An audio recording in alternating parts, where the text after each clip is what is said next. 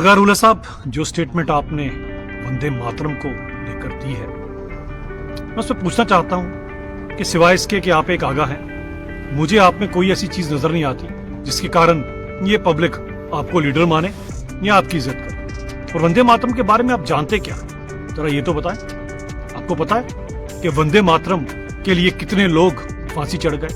और फांसी चढ़ने वाले सिर्फ हिंदू ही नहीं थे, इसमें मुसलमान भी थे, जिन्होंने हंसते हंसते इस देश की आजादी के लिए उस फंदे को चूमा और चूमने से पहले उन्होंने वंदे मातरम कहा और खुशी से इस भारत माता के लिए वो फांसी चढ़ गए। आप और आपकी पार्टी जानती क्या इसके बारे में? और वो कांग्रेस, आपके अलायंस पार्टनर, वो इसके बारे में क्या जानते? आपको पता अशफाक उल्लाह खान कौन थे? अशफाक उल्लाह खान वो सरफिरा देशभक्त था जिसने जब फांसी चढ़ने वाला था तो सबसे पहले आपने इस फंदे को चूमा था और कहा था वंदे मातरम। वो आपसे बड़ा मुसलमान। आप जानते हैं अब्दुल कादिर कौन थे?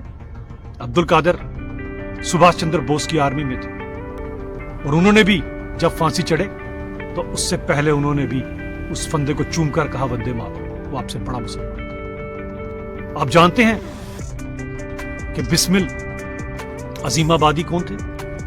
सरफरोशी की तमन्ना अब हमारे दिल में है, देखना है जोर कितना बाजुए कातिल में है। ये उन्होंने लिखा था, एक मुसलमान। और ये मशहूर क्यों हुआ? जब राम प्रसाद बिस्मिल फांसी चढ़ रहे थे, उन्होंने गाया था सरफरोशी की तमन्ना अब हमारे दिल में, इसीलिए ये मशहूर। लिखने वाला मुसलमान, फांसी चढ़ने वाला हिंदू, दोनों ने मिलकर इस भारत माता को अंग्रेजों की गुलामी से आजाद कराया था। आप और आपके ये नेता नेशनल कॉन्फ्रेंस वाले और कांग्रेस वाले क्या जाने?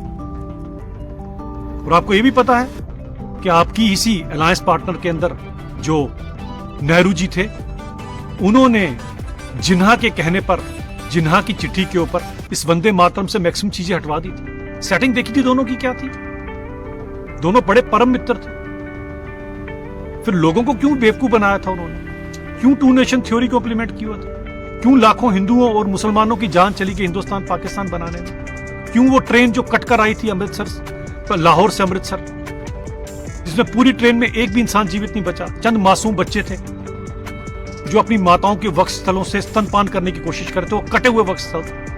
अगर वो सब जब वो स्टोरी पढ़ोगे ना तो पता नहीं आपको आंसू आए ना आए, लेकिन हर हिंदुस्तानी की आंखों में आंसू आ जाते। और वो दो लीडर जिन्ना और नेहरू जी जो आपस में प्राइम मिनिस्टर कंट्री खेल रहे थे, पूरे देश को बेवकूफ बना रहे थे, कभी वंदे मातरम से कुछ हटवा रहे थे, केवल अपनी कुर्सी की भूख के कारण उन्होंने ये सब कुछ किया। तो याद रखिएगा कि सब जिनका मैंने नाम लिया है, ये सब के सब जो मुसलमान थे, ये आपसे बड़े मुसलमान थे, क्योंकि उन्होंने देश के लिए अपने प्राणों की आहुति दी।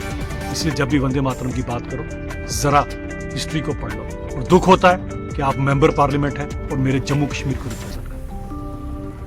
आपकी और आपकी पार्टी की सोच में कोई फर्क नहीं है कि जब जरूरत पड़े मजहब का कार्ड खेलो, हिंदू और मुसलमान को एक दूसरे से बांटो और नेतागिरी करो। शर्म आती है ये सोचकर कि आप मेरे जम्मू कश्मीर से चुने हुए सांसद। अफसोस है।